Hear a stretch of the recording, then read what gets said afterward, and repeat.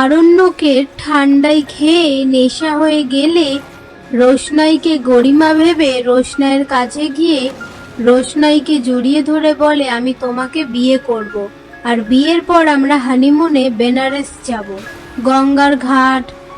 সেই মুহূর্তে গরিমা এসে এসব কথা শুনতে পেয়ে আরণ্যকের কাছে এসে রোশনাইয়ের থেকে আরণ্যককে ছাড়িয়ে নিয়ে সেখান থেকে চলে যায়, আর রোশনাই অজ্ঞান হয়ে মাটিতে পড়ে যায়।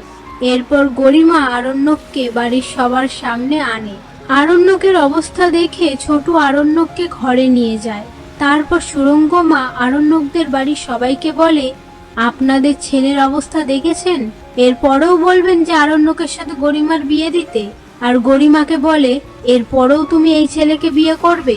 গরিমা রেগে গিয়ে বলে, রোশনাই এই বাড়িতে থাকুক, আমি আর এই বাড়িতে আসবো না। এ কথা শুনে আরণ্যকের বাবা গরিমাকে বলে, এই বাড়িটা তো তোমারও। ওদিকে ছোটু আরণ্যককে ঘরে নিয়ে এসে শুইয়ে দেয়। ঠিক তখনই রাজা চিৎকার করে ছোটুকে ডাকে। ছোটু নিচে আসলে নীলাব্জ ছোটুকে বলে, বাদশা কি করছে? ছোটু বলে, ও আস্তে আস্তে রিকভারি করছে। কেন, কিছু হয়েছে? আপনারা ধুম করে একটা সিদ্ধান্ত নেবেন না, বাদশা কিন্তু এতটা নেশা করার মতো ছেলে না। আর গরিমাকে বলে, তুমি বাদশাকে ক্ষমা করে দাও। পাশ থেকে রাজা ছোটুকে বলে, তুমি এখান থেকে যাও, গিয়ে বাদশার দেখাশোনা করো। এ কথা শুনে ছোটু সেখান থেকে চলে যায়। এরপর জাহ্নবী সুরঙ্গমাকে বলে, আপনি এরকম রাগারাগি করবেন না, এত সব প্ল্যান করা হলো, আপনার সাথে আমার কিছু কথা আছে। সুরঙ্গমা বলে, আমার কোনো কথা নেই। সেই সময় মিষ্টু এসে জাহ্নবীকে বলে, রোশনাইকে দেখে এলাম, ও অজ্ঞান হয়ে পড়ে আছে।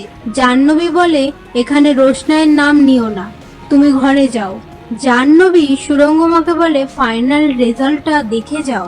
সুরঙ্গমা বলে, তুমি আমাকে পরে খবর দিও, আমি এখান থেকে এখন চলে যাব। পাশ থেকে গরিমা বলে, আমি এক্ষুনি এখান থেকে চলে যাব। তখনই নীলাব্জ বলে, তুমি একবার আরণ্যককে গিয়ে দেখে আসো। সুরঙ্গমা বলে, আর কি দেখার বাকি আছে? আর গরিমাকে বলে, বাবা যখন বলছে একবার গিয়ে আরণ্যককে দেখে আসো। গরিমা বলে, আমি আর ওকে কিচ্ছু বলতে চাই না। এরপর সুরঙ্গমা সবাইকে বলে, আমি অলরেডি রোশনার জন্য ছেলে দেখতে শুরু করেছি, কাল পরশু দেখতে আসবে।